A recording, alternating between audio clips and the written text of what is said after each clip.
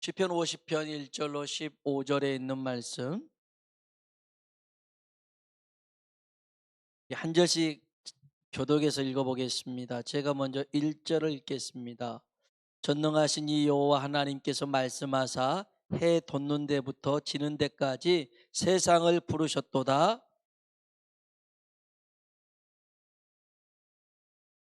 우리 하나님이 오사 잠잠하지 아니하시니 그 앞에는 삼키는 불이 있고 그 사방에는 광풍이 불리도다.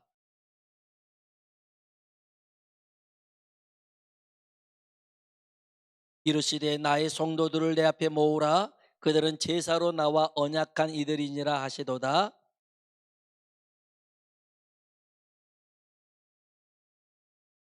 내 백성아 들을지어다. 내가 말하리라. 이스라엘아 내가 내게 증언하리라. 나는 하나님 곧 내 하나님이로다.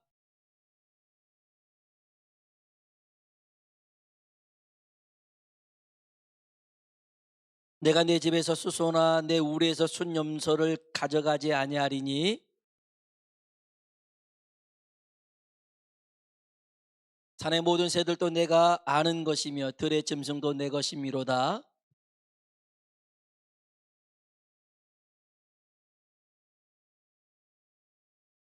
내가 수소의 고기를 먹으며 염소의 피를 마시겠느냐?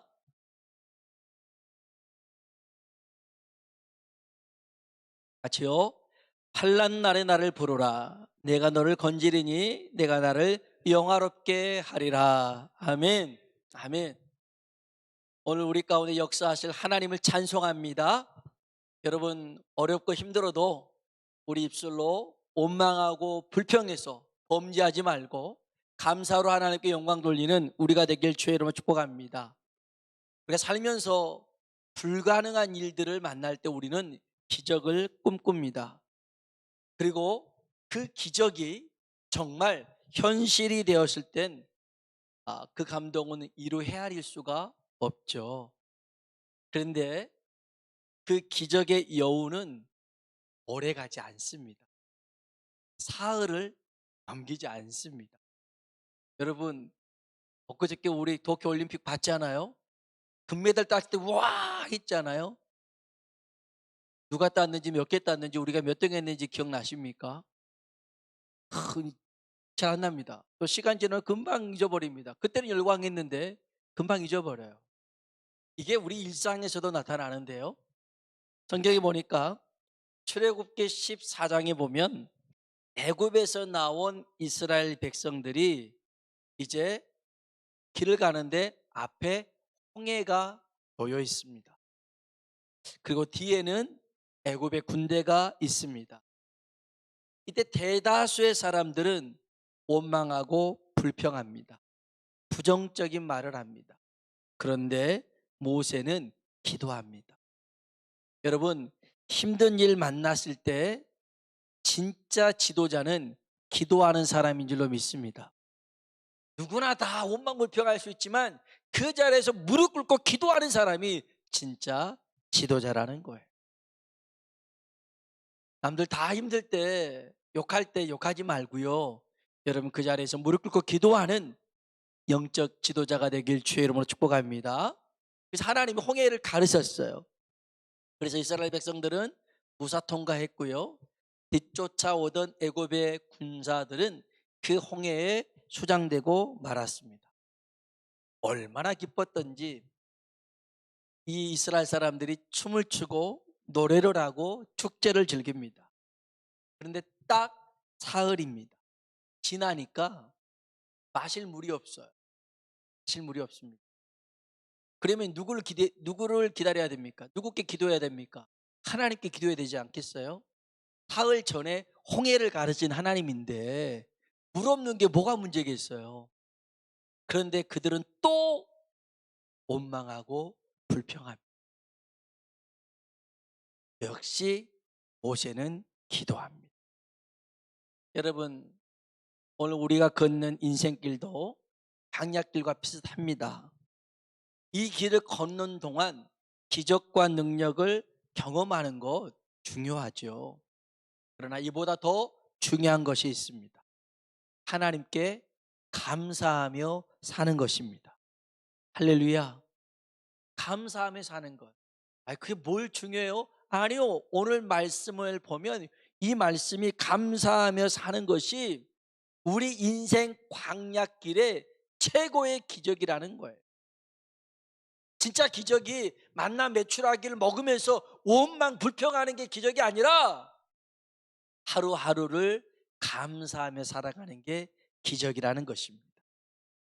오늘 시편 50편에 보면 그 얘기가 나오는데 1절에 하나님을 이렇게 소개를 합니다. 1절 한번 볼까요? 우리 하나님 어떤 분이시냐면 읽어봅시다.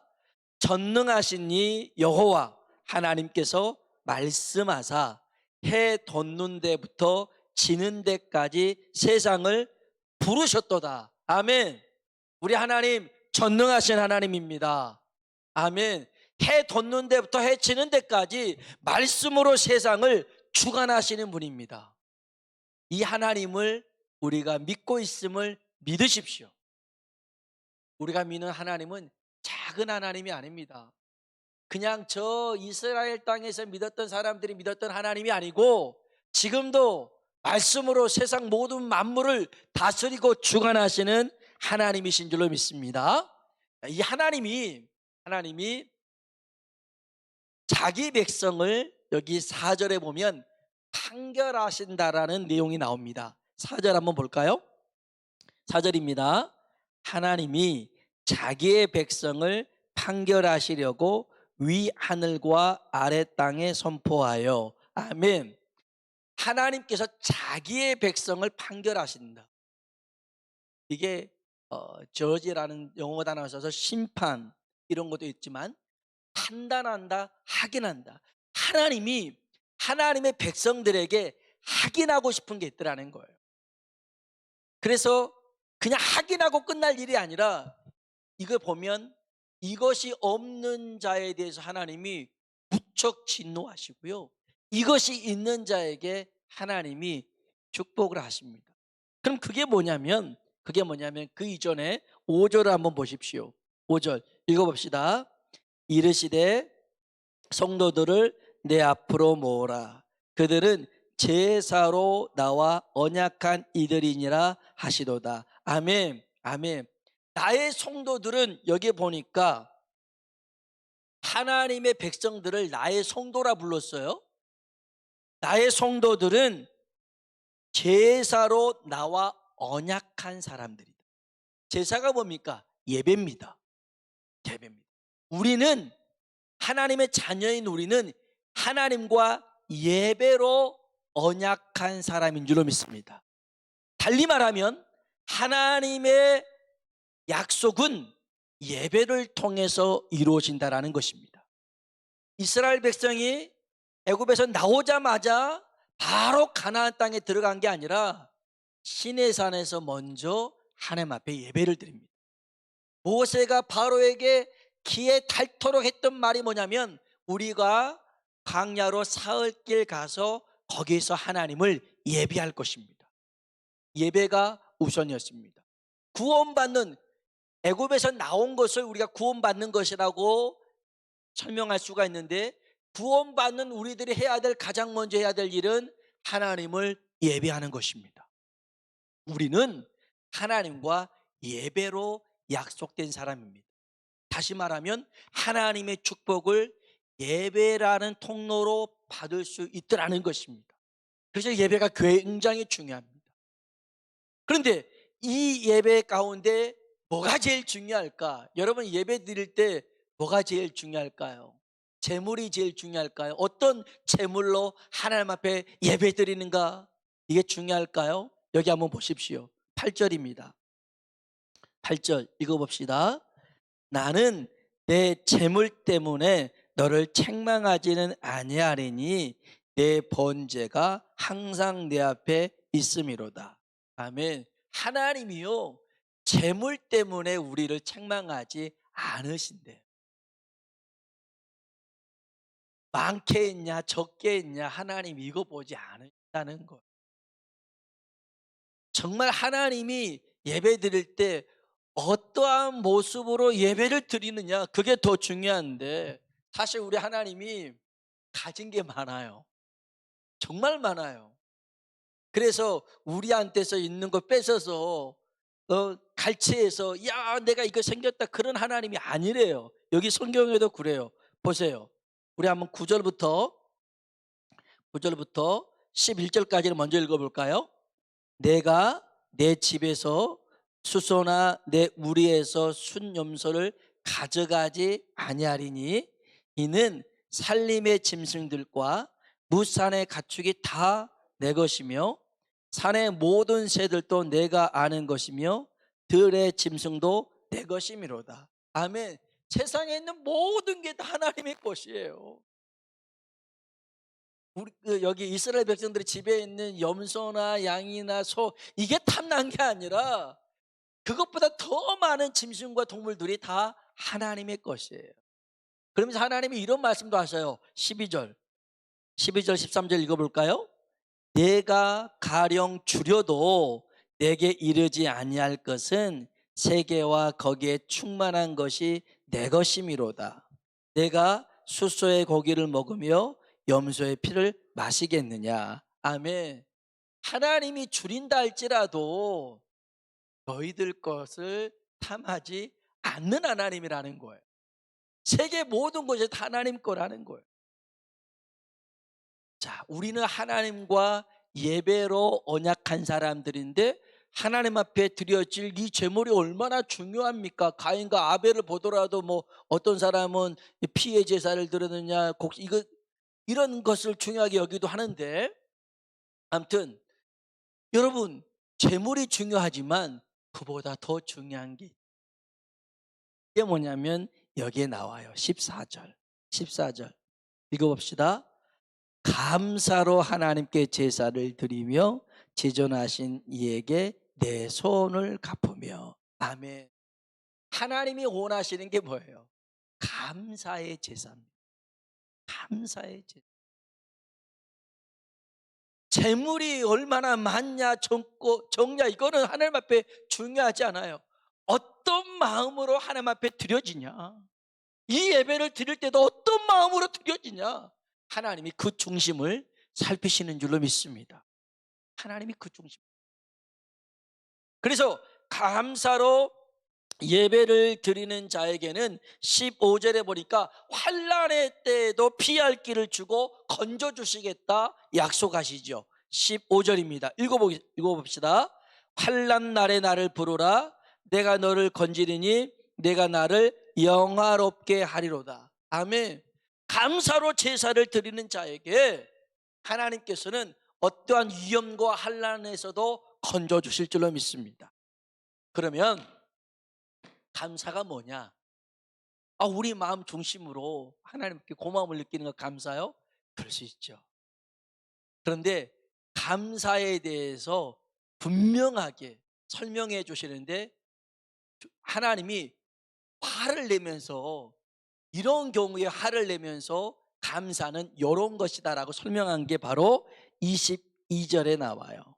22절 23절 읽어봅시다. 하나님을 잊어버린 너희여, 이제 이를 생각하라. 그렇지 아니하면 내가 너희를 찢으리니 건질 자 없으리라. 감사로 제사를 드리는 자가 나를 영화롭게 하나니 그의 행위를 옳게 하는 자에게 내가 하나님의 구원을 보이리라. 아멘. 아멘.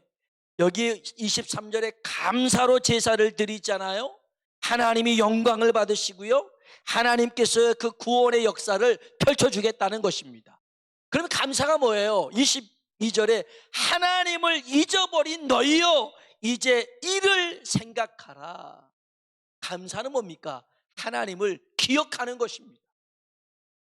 여러분, 감사가 다른 게 아니에요. 하나님을 기억하는 겁니다. 하나님이 어떤 분이시는지, 하나님이 어떤 일을 행하셨는지, 그 하나님이 지금 우리와 함께하고 계시는지 이걸 기억하는 것이 감사인 줄로 믿습니다. 1절에 그랬잖아요. 하나님 어떤 하나님이라고요? 전능하신 하나님, 말씀으로 세상 모든 것을 주관하신 하나님, 세상에 있는 모든 것이 다 하나님 것이라고 말씀하신 하나님이신데 우리가 그 하나님을 믿잖아요. 그러면 제사 예배가 뭡니까? 이렇게 드려지는 것만이 예배가 아니라 삶 속의 제사, 삶 속의 예배가 뭡니까? 하나님을 기억하는 거예요. 하나님은 전능하신 하나님입니다. 정말 하나님은 세상 모든 것을 지금도 말씀으로 다스리고 주관하신 분입니다.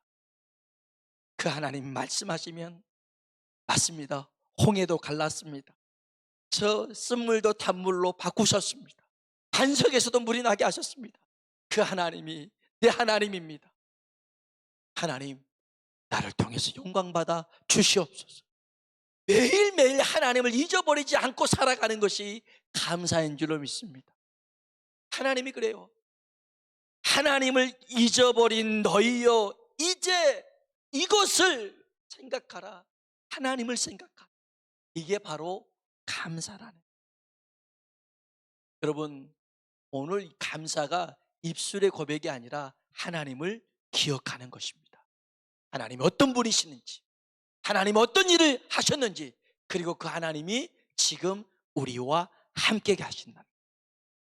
그걸 믿는 자에게 환난 날에도 피할 길을 주시고 그 구원의 역사를 펼치실 줄을 믿습니다.